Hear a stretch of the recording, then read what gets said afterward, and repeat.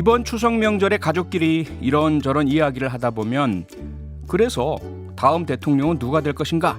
아마 이 질문이 한 번쯤 나오지 않을까 싶습니다. 오늘 표창원의 뉴스 하이킥 1, 2부에서도 추석 특집 정치 차례상을 준비했습니다.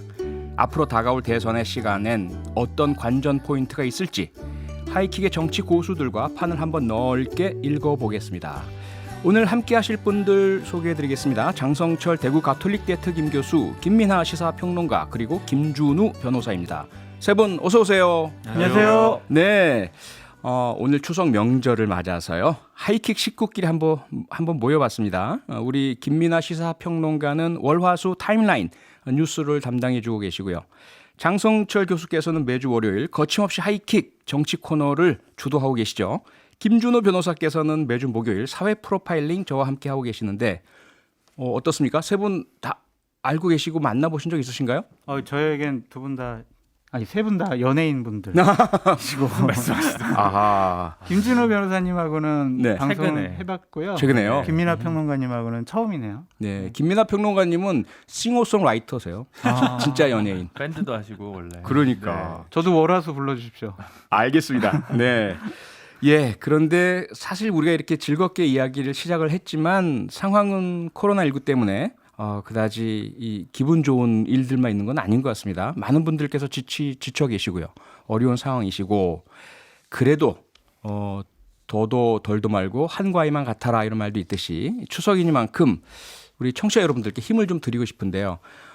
장성철 교수님부터 청취자 여러분들께 좀 힘드릴 수 있는 덕담 해주시죠. 네. 청취자 여러분, 가족분들 안녕하고 잘 계시죠? 모두 건강하시고요. 남은 명절 연휴 기간 행복하시기 바랍니다. 감사합니다. 네, 김민하 평론가님. 네, 이 명절에 모이면 아무래도 많은 주제를 가지고 뭐 서로 아픈 얘기도 하고 좋은 얘기도 하고 하실 텐데 아픈 얘기보다는 서로가 행복할 수 있는 얘기를 하시면 모두가 또 행복해질 수 있다. 이런 생각을 가지시면 좋겠고요. 저는 주로 아픈 얘기를 많이 들어서 이런 말씀을 드렸습니다. 아이고, 왜 김준호 변호사님. 저는 역설적으로 그래서 네. 코로나 덕분에 가족이 못 모이거나 제사를 그 방역 지침에도 불구하고 인원이 차서 못하는 경우가 있잖아요. 네. 그래서 덕분에 스트레스를 안 받는 분들도 있으니까. 전화위복이라고 하나요? 그런 네, 거를? 그런 것도 가끔 잔잔하게 코로나가 주는 위로가 아닐까라는. 아주 작은 위로. 네, 그렇습니다. 네, 그러면 본격적으로 정치 차례상 올려보겠습니다. 이맘때 되면 추석 민심을 받아야만 다음 그 정치 일정에 유리하다. 뭐 이런 이야기 많이 하잖아요, 정치권에서.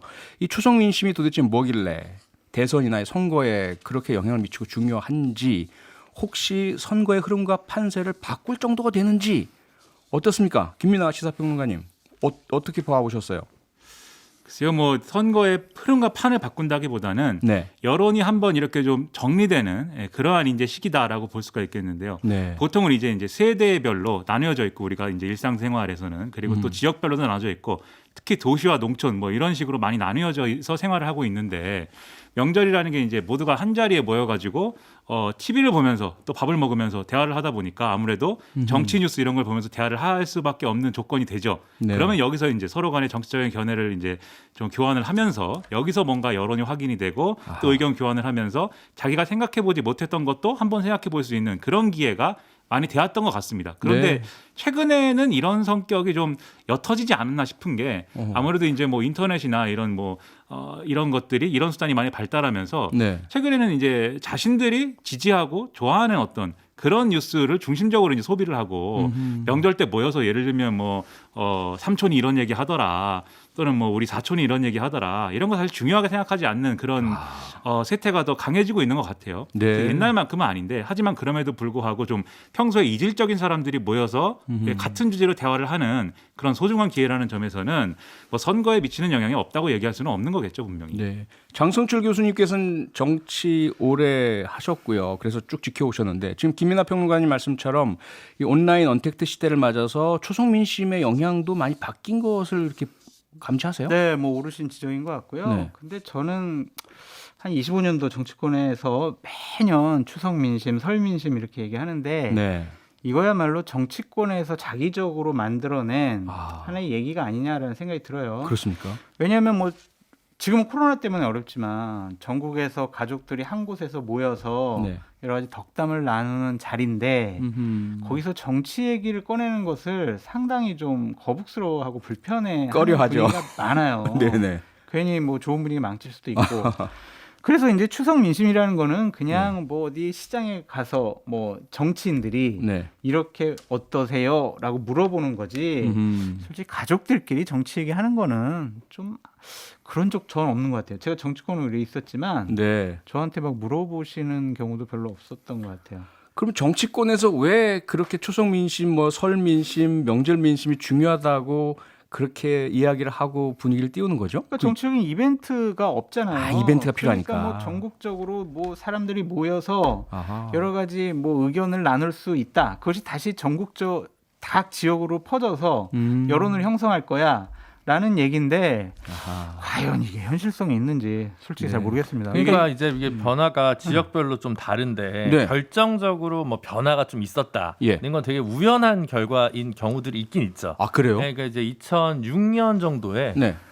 이명박 후보가 네. 이제 그 당시 추석 지나면서 좀 다른 박근혜 후보나 이런 다른 여타의 그 보수 정당 계열의 다른 후보들을 비해서 좀 여론조사에서 치고 나가는. 그러니까 서울시에서 경선에서? 네, 경선 전이죠. 네. 그 한 해 전에 한 해 전부터 추석 지나고 나서요. 네, 그러니까 이제 아마 오. 서울 쪽에서 와서 아니 뭐 이명박 서울시장에 이런 업적이 있다 이런 것들이 좀 퍼지는 과정에서 아하. 그 당시 여론조사 결과를 보면 네. 이명박 후보가 조금 올라갔다. 음흠. 예, 그런 차이들이 있었고 그다음에 예. 2011년에 안철수 후보가 박원순 시장에게 이제 그 후보를 양보하는 이벤트가 추석 직전에 있으면서 네. 안철수 이런 얘기가 이제 이슈가 됐으니까 아하. 그 정도가 제가 기억나는 거고 네. 나머지는 거의 의미가 없는데 네. 다만 지방선거가 내년에 있잖아요. 예, 예. 그럼 지방선거 있는 경우는 누구 나온지 모릅니다. 모르죠. 잘. 모르는데 네.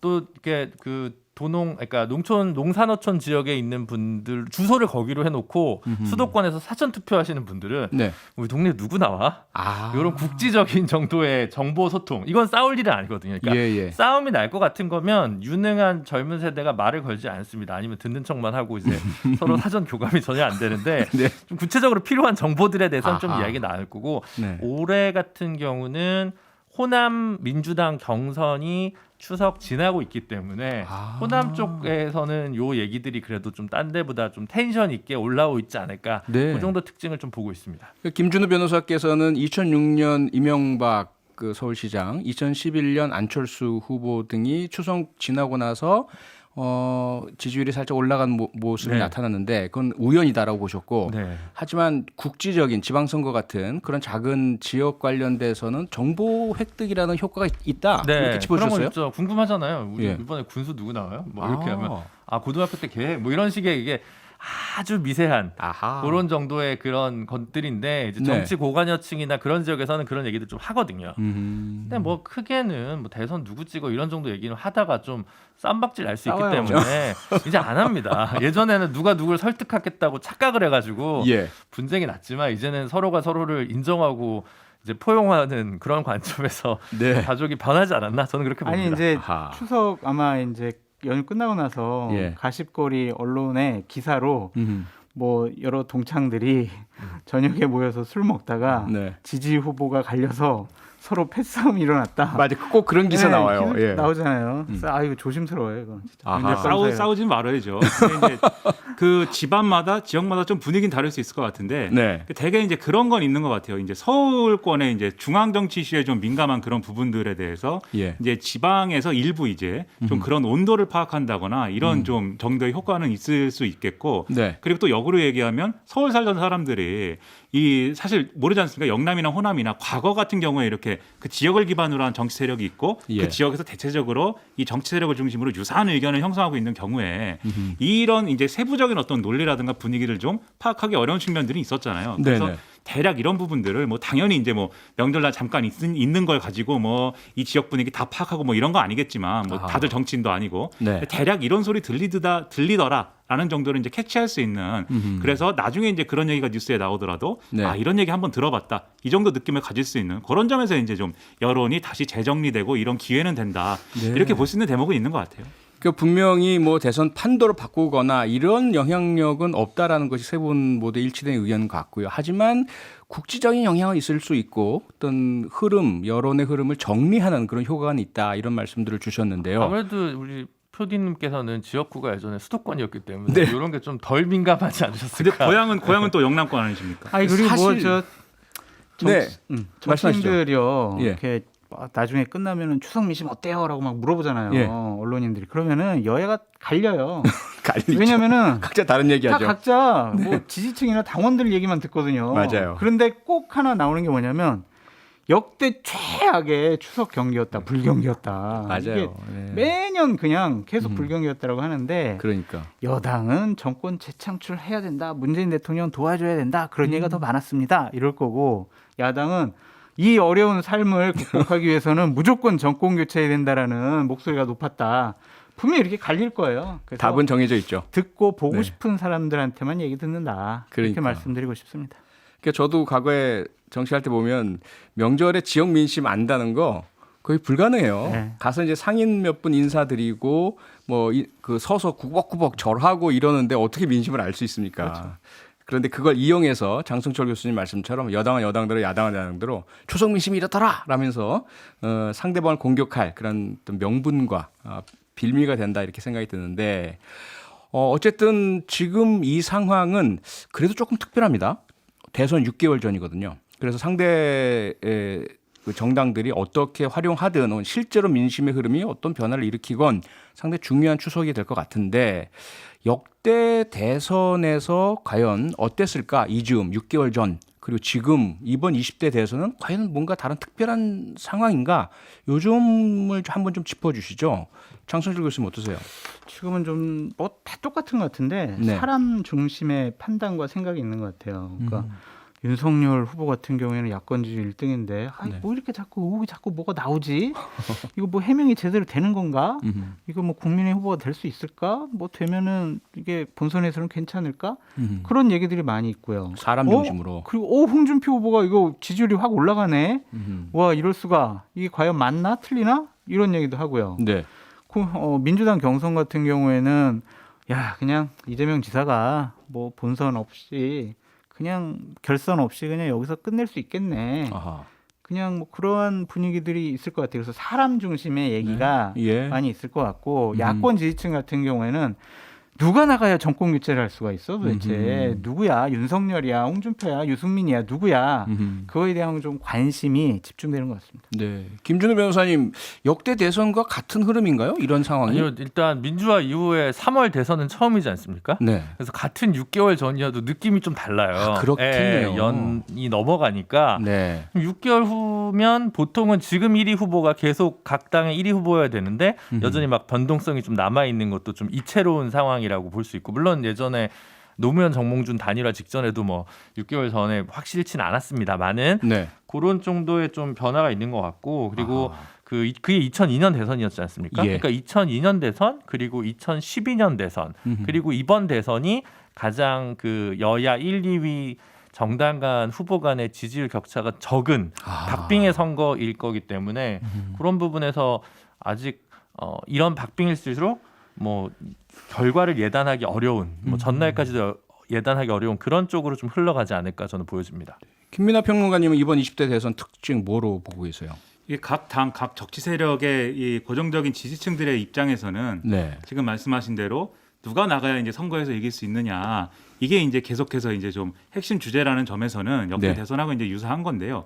근데 어떤 그 스윙 보터들 있지 않습니까? 예. 특정한 이제 정당을 꼭 계속 이 고정적으로 지지한다기보다는 그때 이제 좀 판단을 달리하는 사람들 입장에서 보면은 이번 대선만큼 좀 혼란스럽고 어떤 좀 헷갈리는 이런 대선이 또 없을 것 같아요. 네. 왜냐하면 이게 결국은 지금 이제 같은 정치 세력 내에서라면 지금 말씀하신 것처럼 윤석열이냐 뭐 홍준표냐 또는 이낙연이냐 이재명이냐 뭐 이런 걸 고민을 하겠지만 네. 중도층의 입장에서는 지금 그러면 윤석열이냐 이재명이냐를 고민해야 되는 거냐 아하. 이런 것들이 대단히 혼란스럽거든요. 네. 그리고 예를 들면은 이 정권을 과거에 지지했지만 아무래도 촛불을 거쳤기 때문에 촛불 시위를 거쳤기 때문에 그 이후에 상당히 이 정권 문재인 정권에 대한 좀 광범위한 지지가 형성된 그런 순간이 잠깐 있었는데 네. 그게 해체되는 과정에서 보수 세력의 재정립이나 이런 것들이 쭉 이어졌던 거잖아요. 네. 그런 과정들 때문에 기존에 자기가 갖고 있었던 어떤 지지 성향이나 이런 것들도 일부 흔들려 있는 측면들이 있거든요. 그게 네. 이제 일부 보수 지지층들의 약간의 이제 의견 분열이나 이런 것들을 이어져서 사실 아직도 그냥 중도층에 머물러 있는 분들도 있고 그런 분들의 입장에서는 사실 이재명 지사를 지지할 거냐, 가령 윤석열 후보를 지지할 거냐, 또는 홍준표 후보를 지지할 거냐, 이낙연 후보를 지지할 거냐 쉽지 않은 문제입니다. 아하. 그렇기 때문에 제가 그냥 이 좀 느끼기에는 1987년 이후에 이 부분에 있어서는 가장 혼란스러운 어떤 그런 대선이 아닌가 이런 생각이 좀 듭니다. 가장 혼란스러운 대선이다. 그러면 결국 판단의 기준이 필요할 텐데요. 각자가 다르긴 하겠지만 그래도 전체적으로 모아본다면 시대 정신이 뭐냐? 이 시대 지금 상황에서 가장 중요한 가치와 정신이 뭐냐에서부터 누가 더 혹은 어느 쪽 후보가 나에게 더 맞느냐 이렇게 해서 혼란이 해결되지 않을까 싶은데 지금 상황에서 우리 시대의 정신 뭐라고 볼 수 있을까요? 김준호 변호사님. 저는 그게 지금 뚜렷이 나타나지도 않고 그래서 그걸 표상해내는 후보도 없다고 생각이 들어서 공정 얘기 많이 하지 않나요? 그런데 공정으로 네. 공정이라는 게 결국은 대부분은 결과보다는 아직은 절차에 좀 더 주목하는 게 지금 다수적인 시선인 것 같아요. 옳고 네. 그름을 떠나서. 예. 근데 절차의 공정성을 기한다고 해서 결과의 불평등이 감축되거나 해소되지 않는데 아하. 그러면 그걸 통해서 우리 사회가 밀어 나갈 수 있는 추진력이나 동력을 얻을 수 있을까에 네. 대해서 저는 좀 물음표가 생기고요. 음. 큰 틀로 길게 보면 92년에 YS, 97년에 DJ가 당선된 걸 저는 안정이라는 키워드로 좀 해석을 합니다. 안정. 네, 92년에 DJ보다는 YS가 되는 게 군에서 문민화로 갔는데 좀 더 안정적일 것이야. 아. 97년 IMF 위기 때 경험이 적은 이회창보다는 준비된 대통령 DJ가 조금 더 책임질 수 있는 사람일 것이다라는 반면 역설적으로 2002년과 2007년은 변화를 택했다고 생각합니다. 네. 노무현이든 이명박이든 그러네요. 엇갈리는 거죠. 역으로. 오. 그럼 2012년과 17년은 오히려 박근혜 문재인으로 이어지면서 다시 안정을 택했다고 저는 생각하거든요. 예. 그래서 이 극단적으로 10년의 변화 보면 지금은 변화 아하. 쪽에 조금 한국 사회의 변화를 방향타를 좀 조향해낼 수 있는 사람, 조망해낼 수 있는 비전을 좀 잘 제출하는 사람이 네. 조금 더 뭐랄까 어드밴티지가 있을 거라고 생각하고요. 그런 점 때문에 아마 민주당 같은 경우도 뭐 안정적인 정세균, 이낙연 이런 분보다 변화의 좀 아이콘이 되고 있는 이재명 후보에게 좀 더 지지율이 가고 있지 않나 그렇게 네. 보여집니다. 예. 장성철 교수님도 동의하세요? 동의 안 합니다. 저는 시대 정신을 예. 정권 교체라고 말씀드리고 싶어요. 정권 교체다. 네, 그러니까 문재인 정권 들어서 많은 국민들의 삶이 어려워졌다라는 네. 판단을 하고 계시고 예. 기대를 많이 했는데 공정과 정의를 잃어버린 정권이 돼버렸다라는 생각도 많이 갖고 계시고 네. 코로나 대처와 방역을 과연 잘했을까? 계속 우리 마스크 써야 되고 자영업자분들 이렇게 장사를 못하도록 얽매는 게 이게 맞는 방식인가? 라는 회의감도 있고요. 예. 부동산 문제 때문에 집 있는 사람, 집 없는 사람, 돈 있는 사람, 돈 없는 사람 모두 다 불만이에요. 어려워하고 힘들어하고. 예. 그렇다면 이것은 바꿔야 한다. 그렇다면 결국엔 정권 교체가 내년 대선의 시대적인 화두가 될 것 같다.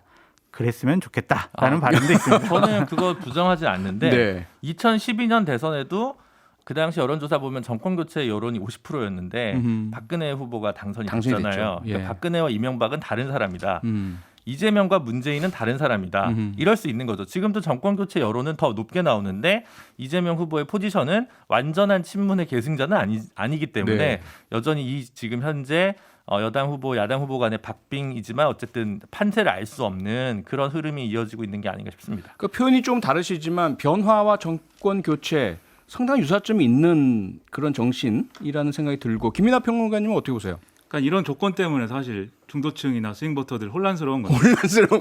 그렇죠. 혼돈의 도가니입니다. 왜냐하면 정권 네. 교체가 시대 정신이다라고 말씀하셨는데 네. 정권 교체를 원하는 사람들이 당연히 있죠. 그런데 그러면 정권 교체를 할 사람을 넘어서서 그 사람으로 정권 교체를 했을 때 그것이 얼마나 우리 사회에 긍정적일 것이냐 아하. 이걸 그 다음에 평가를 해야 되는데 예. 예를 들면은 윤석열 뭐 1등 후보니까 제가 거론하겠습니다만 윤석열 전 총장을 지지하는 것은 그러면 국민의힘을 지지하는 것인가? 국민의힘을 지지한다는 것은 그러면 윤석열 전 총장이 대통령이 돼도 되는 것인가? 이게 혼란스러워요. 그리고 이재명 지사가 대통령이 되는 것은 민주당이 재집권하는 것인가? 이게 완전히 100%의 어떤 느낌이 아니거든요. 그래서 이런 여러 갈림길들이 있는 상황이고 그리고 이런 상황들이 그러면 왜 만들어져 있는가를 볼 때 제가 볼 때는 그래서 이 기성 정치의 전반적인 어떤 여러 가지 문제들을 느끼게 되고 있는 그런 상황이어서 시대 정신이 뭐다라고 얘기하기 어려운 부분이 있다고 생각을 하는데 네. 그래서 제가 볼 때 우리 국민들이 이 정치권을 바라보면서 어떠했으면 좋겠다라는 거에 어떤 핵심이랄까 그런 것들은 최근에는 뭐 공정도 얘기하고 뭐 여러 가지 뭐 좀 못 사는 사람들을 위해서 더 해야 된다 뭐 이런 여러 가지를 얘기하지만 네. 결국은 정치 세력이 첫 번째 정직했으면 좋겠다 이게 있어요. 예. 지금 너무 이 각 정치 세력에 속한 정치인들이 굉장히 겉으로는 좋은 얘기하고 명분으로는 이제 그럴듯한 얘기를 하지만 결국 열어보니까 다 자기만을 위해서 이런 명분들을 다 활용해가지고 자기 좀 이 사익을 추구하는 데만 쓴 거 아니냐 이런 의심들을 갖고 있거든요. 네. 그래서 예를 들면 LH 사태도 똑같은 거고 뭔가 정부가 예를 들면 이게 이른바 이제 진보 정권이다라고 했는데 진보의 좋은 가치를 뭔가 내세우는 것 같았지만 자기들의 어떤 정파적인 이해관계를 위해서만 활용하는 거 아니냐 이런 시각이 있고 보수도 정권 교체를 얘기하고는 있지만 그 정권 교체의 결과물이라는 게 또 과거에 집권했던 그러한 특정 세력의 어떠한 또 재집권을 그냥 허용하게 되는 거 아니냐 반성도 별로 안 했는데 이런 느낌들이 있는 거거든요. 그래서 첫 번째로 이제 정직해야 된다라는 게 있는 것 같고요. 네. 두 번째로는 책임진다라는 게 있어야 됩니다. 지금 이 정권도 그렇고 지금 이제 야당도 그렇고 별로 자기들이 하고 있는 정치에 대해서 책임 있게 얘기하고 자기들이 한 정치의 결과를 책임지는 것 같은 모습들이 아니에요. 아하. 지금 예를 들면 이 문재인 정권의 경우에도 지금 말씀드렸다시피 진보의 대의라는 거에 있어서 네. 어떤 자신의 어떤 정파적인 부분에 있어서만 좀 유리할 대로 이용했지 그런 것들이 결과적으로 우리 국민들의 삶을 좀 더 좋게 만드는 데 기여했는가 여기에 대해서 이제 국민들은 의문을 가지고 있는 것이고 네. 야당의 경우에도 마찬가지입니다. 최근에 이제 제가 재미있는 이 논쟁이라고 생각을 했던 것이 지금 이제 뭐 고발 사주 의혹이다 뭐다 이제 여러 가지 얘기가 있었는데 네. 이런 얘기에 대해서 막 이런 식으로 얘기를 했단 말이죠. 윤석열 전 총장의 부하가 이런 일을 했다고 해서 윤석열 전 총장이 책임져야 한다면 아하. 드루킹이 한 것에 대해서 김경수 지사가 한 것에 대해서 문재인 대통령이 책임져야 된다는 논리랑 뭐 다르냐라고 야당이 얘기했는데 그랬죠. 국민의힘이 사실 그 주장을 이미 하고 있거든요. 문재인 대통령이 책임져야 된다고 하지 않았습니까? 네. 그러면 윤석열 전 총장이 책임져야 된다라고 했어야 되는 건데 아하. 그렇지가 않잖아요. 유불리에 따라서 말이 바뀌잖아요. 내로남불. 그건 이제 여당도 마찬가지였어요. 예. 그러니까 이런 것들이 책임지지 않는 정치가 결국 민생이나 이런 것들을 돌보지 않고 있다. 특히 코로나19 시대에 네. 그런 감각들이 있기 때문에 지금 그런 모습을 보여주고 있는 사람이 누구냐라고 물었을 때 누구다라고 얘기하기가 어려운 심리들이 있다고 생각을 하고요. 아하. 그러면 아직 조금 남았으니까 네. 그러한 이제 남은 기간 동안에 그러한 것을 어떻게 설명해낼 수 있느냐에 있어서 정치 세력들이 좀 자기 증명을 해야 될 그런 시기가 아닌가라고 생각합니다. 지켜보신다는 말씀이죠. 그러니까 유권자들께서. 드루킹과 이거 손준성 건을 같은 선상에 놓고 하면 안 돼요. 왜냐하면 드루킹 건은 이미 법적인 판결이 났잖아요. 그렇기 때문에 이것은 확정된 거다. 김경수라는 사람이. 그러면 법적인 판결이 나기 전에는 문재인 대통령의 책임이 아니었던 건가요, 그러면? 아니 그건 그렇게 그것이 야당의 공격을 주장인가요? 그러니까 그렇게 제가 그러니까 야당의 주장을 대변하는 게 아니라 지금 김민하 평론가께서 같은 선상에다 놓고 얘기를 했잖아요. 과거에 그 야당은 어떻게 했어라고 하는 게 아니라 지금 손준성 씨가 그 고발장을 작성했느냐 안 했느냐가 아직 밝혀지지 않았잖아요. 그렇잖아요? 약간 분위기가 추석 명절에서 왜 가족들이 집안 내 정치 모습 얘기를 같아요. 하는지 예. 그런 분위기로 가는 것 같은 선상에 같은데 놓고 얘기하면 자, 안 된다고. 이 흐름을 끊기 위해서 젊은 잠시 광고를 듣고 와야 될 것 구체적인 같습니다. 사실관계는 오늘 내일 사이에 어떻게 될지 모릅니다. 젊은 조카가 얘기했더니 막 삼촌이 호통치면서 낙본데야. 이 부분은 여기서 일단 마무리하고요. 표창원의 뉴스 하이킥 오늘은 차기 대선을 짚어보는 추석 특집 정치 차례상으로 함께하고 있습니다. 여러분은 지금 퇴근길 넘버원 프로그램 표창원의 뉴스 하이킥과 함께하고 계십니다.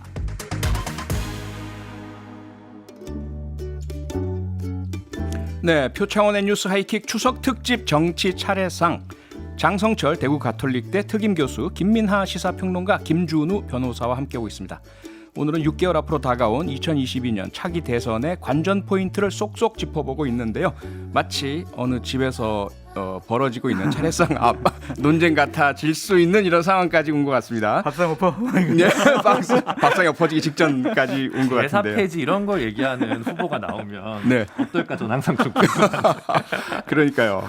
자, 그러면 이제 큰 틀에서의 시대 정신은 조금 혼란스럽고 어렵고 이렇다고 치고요. 에이, 그렇다면 나는 내 관점에서 볼래? 이러실 유권자들이 많으실 것 같아서 키워드를 한번 볼까요? 여러 가지가 나왔잖아요. 부동산이 핵심이야. 과연 어떤 후보가 나에게 쏙 맞는 속이 뻥 뚫린 부동산 정책을 공약으로 내걸까? 혹은 뭐 코로나19 이 문제 해결할 수 있는 그런 묘한 내놓은 후보 없나? 무엇이 과연 가장 중요한 키워드가 될까? 세 분 각자 생각이 좀 다를 수도 있을 것 같은데요. 김민아 시사평론가님 어떻게 보세요? 아무래도 이제 키워드라고 하면 네. 지금까지 이제 여러 가지 이 대명분을 말하는 키워드들이 사실 선거의 중심에 많이 놓여 있었는데 예. 근데 가장 중요한 건 어쨌든 국민들이 유권자들이 피부로 느끼는 문제에 대해서 가장 민감할 수밖에 없는 거거든요. 그래서 그렇죠. 최근에 재보궐선거나 이런 데서도 부동산이 가장 큰 이슈였던 것이 네. 부동산이라는 게 나의 집 가격이 오르고 내리고의 문제도 있지만 당장 이사를 가야 되고 당장 집을 옮겨야 되는데 거기서 느끼는 어려움들이 있었기 때문에 사실 부동산 문제가 많이 이제 선거의 큰 방향을 좌우하게 됐다. 이렇게 평가한 거 아니겠습니까? 예. 그런 연장선에서 보면은 역시 이 수도권의 경우에는 부동산 문제가 네. 이제 클 수밖에 없을 것 같고 여기에 더불어서 경제 영역에서 이제 좀 논란이 이 문제가 될 수밖에 없는 게 사실 코로나19 문제죠. 코로나19가 백신 접종이 상당히 진도가 나가고 예. 그걸로 인해서 어느 정도는 정상적인 어떤 경제 활동을 할 수 있는 조건들이 갖춰지는 상황까지 가면 이제 모르겠는데 과연 그렇게 될 것이냐에 대해서는 또 여러모로 좀 엇갈리는 전망들이 있을 거예요. 그러면 코로나19 때문에 지금 그렇지 않아도 자영업자들이 굉장히 어렵고 스스로 이제 비극적인 어떤 선택을 하는 그런 분들까지도 계속 이어지고 있는 상황에서 네. 이런 어려움들을 어떻게 극복할 것이냐라는 의문은 아하. 당연히 각 정치 세력들에게 제기될 수밖에 없는 그런 질문인 거죠. 그래서 네. 여기에 어떻게 답하느냐가 굉장히 중요하지 않을까라고 생각을 합니다. 부동산, 코로나, 경제. 김준호 변호사님 어떻게 보세요? 저는 이제 이 얘기는 대부분 이제 하실 거니까 예. 조금 구석이나 빈틈을 좀 이야기를 하는 게 필요할 것 같거든요. 네. 예를 들면 부동산을 한쪽에서는 금융 정책으로 아니면 공급 정책으로 아니면 주택 임대차와 관련된 규제 부분 이렇게 얘기를 할 텐데 그렇죠. 뾰족한 해법이 정부에게 있을까라는 회의론도 저는 만만치 않다고 생각을 하거든요. 이미 비가역적으로 사태는 벌어졌고 네. 누가 오더라도 이걸 수습하는 데는 다음 정권 끝날 때쯤이나 효과가 있을까 말까 하지 않겠냐. 이렇게 냉정하게 보는 유권자들도 있을 것 같거든요. 그러니까 그렇죠. 이것 때문에 이미 난 그래서 문재인 아니면 더불어민주당 안 찍을 거야. 아니면 이것 때문에 무조건 국민의힘 찍을 거야. 이렇게 생각하는 사람 있을 것이고 네. 아니면 그건 상관없어. 시장은 국제적인 유동성의 문제고 어쩌고 했으니까 아하. 민주당이 결과를 못 냈을지 몰라도 선의는 있었던 거야. 나는 그래도 민주당을 찍을래. 라고 생각하시는 분들이 있을 텐데 그렇겠죠. 제 말은 부동층에 있는 중간에 계신 분들이 그러면 부동산으로도 판단을 안 하고 있는데 이분들이 그럼 부동산이나 코로나 가지고 새롭게 뭔가 판단을 할까? 그렇지는 않을 것 같거든요. 그러면 숨어 있는 혹은 그 차이 나는 5%, 그 5%에 해당하는 분들이 이제 지금 변화를 저는 결정할 거라고 생각을 하거든요. 네. 그게 뭘까요? 그게 잘 모르겠어요. 잘 모르겠어요. 그걸 잘 모르는 대신에 네. 굉장히 박빙이기 때문에 지금 정치적으로 존재감이 좀 없지만 네.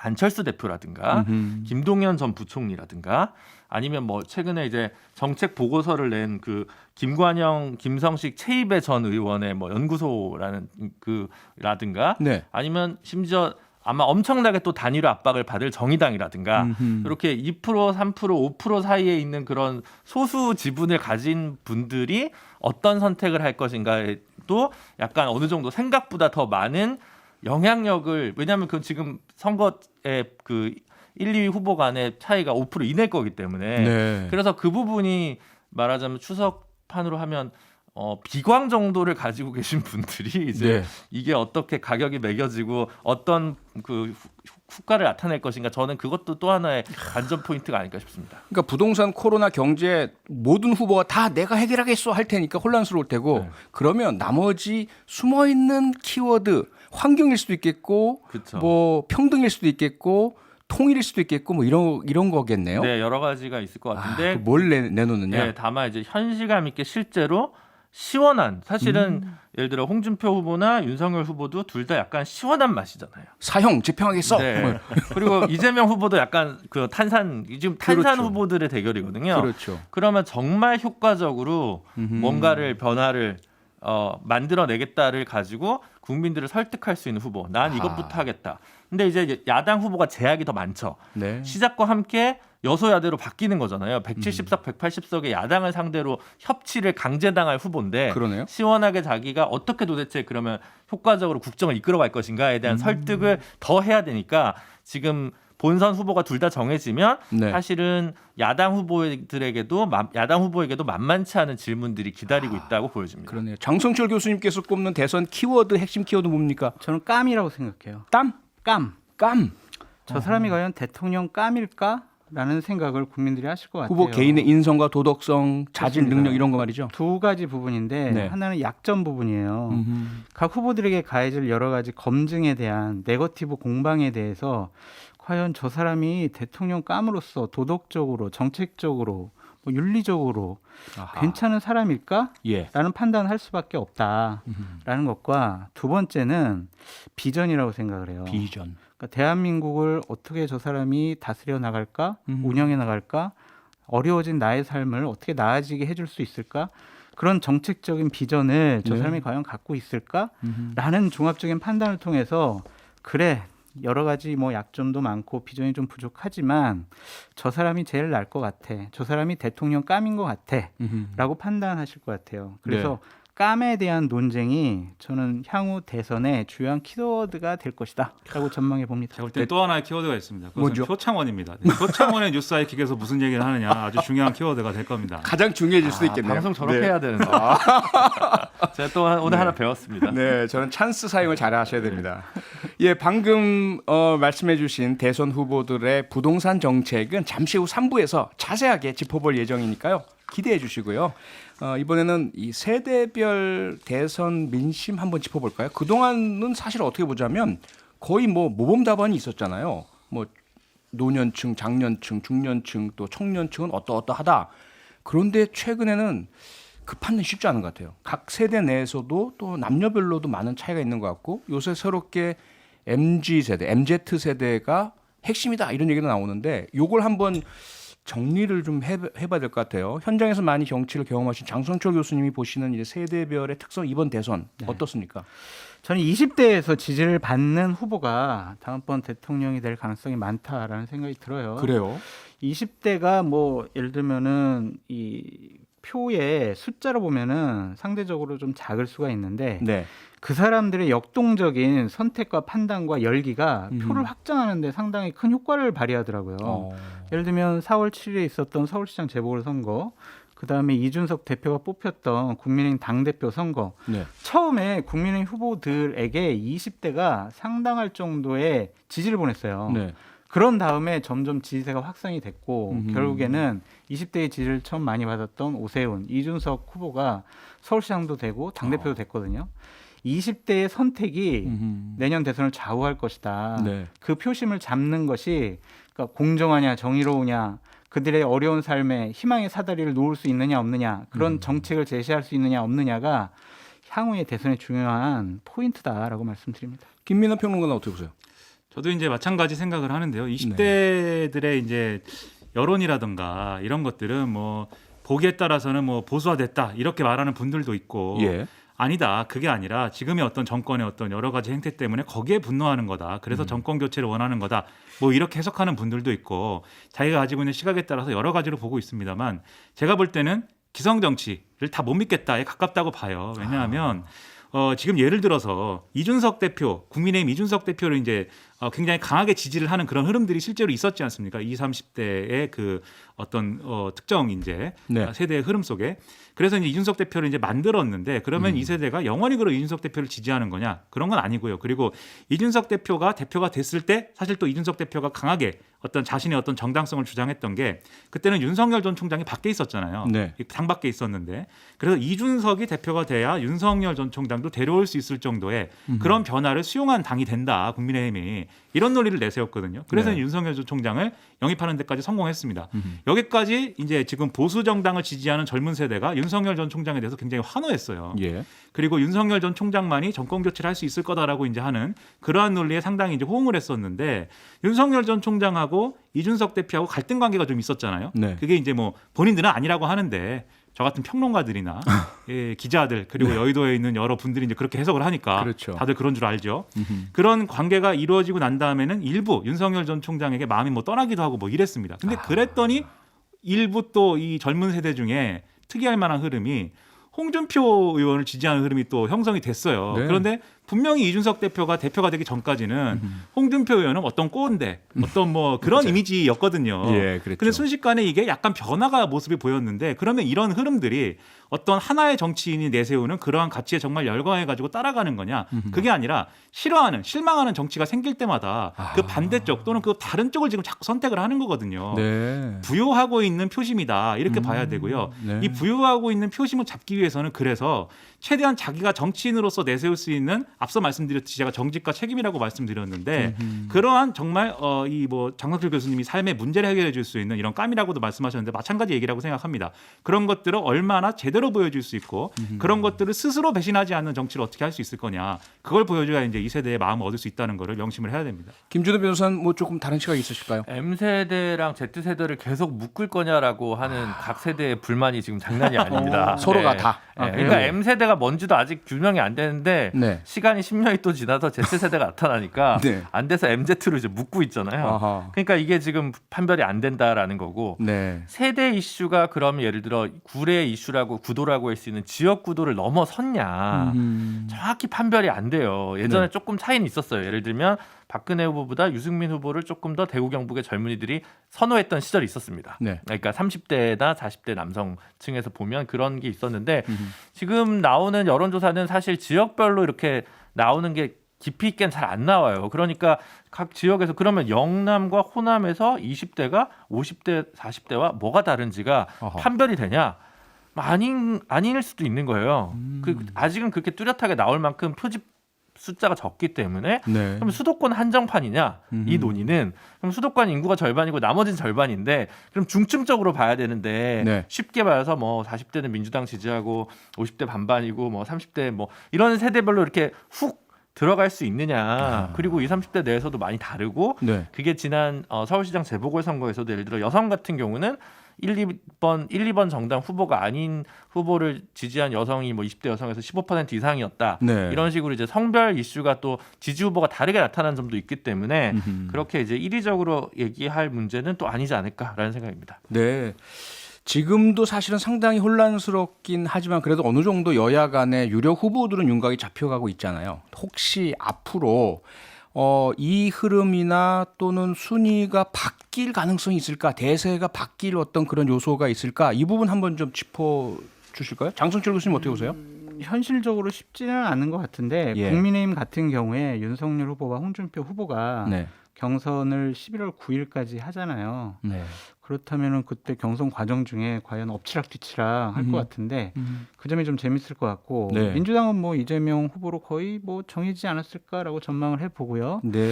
그렇다면은 이제 결국엔 11월 초 이후부터 여야 후보가 이제 딱 진영이 갖춰졌을 때 네. 그분들의 싸움을 우리가 눈여겨봐야 될 것 같다. 섣불리는 예측을 못하겠네요. 그 야당은 변화나 바람의 가능성이 여전히 남아있다. 있어요. 하지만 왜냐면은 여당은 거의 끝난 것 같다. 윤석열 후보는 지금 지지율이 정체되어 있는데 네. 뭐 이런 의혹이 있는데도 왜 안 떨어져? 이거 평가할 수는 있지만 정체되고 있어요. 네. 근데 홍준표 후보는 지금 상승하는 추세입니다. 흐름이. 그렇다면 경선 과정 중에 홍준표 후보가 역전할 수도 있지 않을까라고 전망하는 것이 이것이 어려운 것이 아니다라고 말씀드리고 싶습니다. 김민하 평론가님 어떻게 보세요? 저는 이제 지금 말씀대로 이제 여당의 경우에는 이제 결과가 바뀌기 쉽지 않을 것 같고 네. 야당의 경우인데 지금 말씀하셨다시피 이제 원래는 이제 지금 이 국민의힘 지지층만을 대상으로 해서 여론조사를 해보면 예. 윤석열 전 총장이 압도적이었습니다. 원래는 압도적이었는데 예. 그렇지 않은 조건으로 이제 진입을 했고 그게 이제 홍준표 의원의 강세로 이제 좀 추격세로 나타나고 있는 상황인데 아하. 사실 이 과정이 재미있는 거죠. 우리나라 여론조사가 만들어낸 어떤 특징적인 어떤 그런 현상이라고 볼 수도 있겠는 게 분명히 홍준표 의원을 처음에 이제 좀 지지율이 오르고 있다라고 평가하게 된 근거라는 것은 일부 여론조사 전문가들이 얘기하는 구조적 역선택의 결과였어요. 이게 일부 범여권 이제 지지자들이 예. 야권 후보 중에 어떤 사람이 대통령이 됐으면 좋겠습니까 하고 야당 이 후보들을 목록을 쫙 나열을 하니까 윤석열 전 총장은 너무 싫고 호불호가 굉장히 강하지 않습니까? 지금 네. 여당 지지자들이 볼 때. 그렇죠. 그러면 다른 사람을 선택한 거죠. 그리고 그 중에 이제 많이 받은 사람이 지난 대선에 나왔던 이제 홍준표 의원이었던 건데, 근데 홍준표 의원 입장에서는 이 지지율 이런 여러 가지 숫자들은 사실은 제가 비유하자면 꿔온 돈입니다. 돈을 꾼 거예요. 빌려온 돈이에요. 네, 여당 후보들로 여당 지지자들로부터 돈을 빌렸는데 네. 이 빌린 돈을 투자를 잘한 거죠. 그래서 이게 투자를 잘해가지고 약간 이제 좀 투자해서 수익이 나가지고 현금이 형성이 돼가지고 현금 흐름이 형성이 돼가지고 요게 동력이 되면서 보수 지지층 사이에서도 뭐 홍준표 의원도 한번 승부 걸어볼 만한 그런 대상인 거 아니야? 이런 이제 어떤 모멘텀이 생기면서 그러면서 네. 이제 올라온 거거든요. 아하. 이 흐름들이 그냥 꺼질 흐름이 아니고 일단은 형성이 됐기 때문에 분명히 그 이전하고는 상황이 다를 겁니다. 그래서 이 부분은 그 점을 좀 중심에 놓고 보면 흥미진진할 것 같아요. 김준우 변호사는 혹시 다른 시각 있을까요? 아니요, 뭐 정치 신인이다 보니까 네. 검증대에 올라온 지 좀 시간이 짧았던 윤석열 후보 같은 경우에 조금 더 네거티브에 좀 더 노출될 가능성이 있어서 결국 그 부분이 뭐 판별하지 않을까 싶습니다. 네. 이게 이야기하다 보니까 시간이 벌써 훌쩍 가서요. 정말로 한 줄, 한마디씩만 들을 수 있는 시간이 남았는데 여야 모두 포괄해서 우리 정치권에 던지는 덕담이랄까요? 한마디씩 청취자들을 위해서 주시죠. 장 교수님.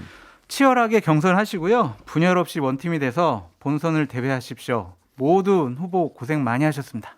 김민하 평론가님.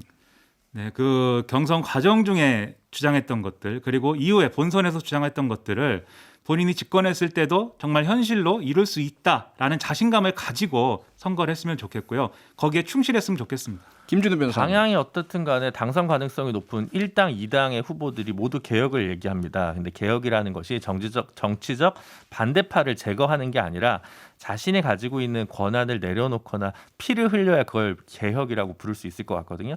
개혁에 관한 자세를 늦추지 않는 유력 대권 주자가 되어주시길 바랍니다. 네, 추석 특집으로 함께한 정치 차례상. 오늘은 이제 6개월 앞으로 다가온 차기 대선을 크게 전망해보는 시간을 가졌는데요. 하이킥에서는요, 대선을 다각도로 프로파일링하는 코너들이 많이 준비되어 있으니까요.